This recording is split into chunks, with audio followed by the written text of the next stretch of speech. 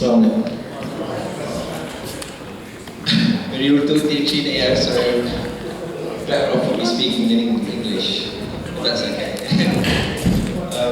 First of all, I congratulate my Khala on her success, as being an author and a fantastic writer. She's been a huge inspiration to not only myself, but everyone in the family.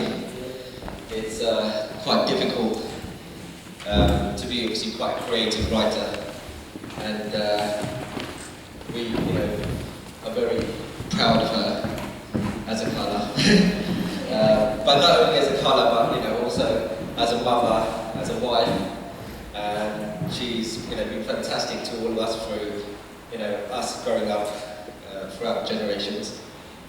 And just really wanted to thank her for all of her support and congratulate her on her success.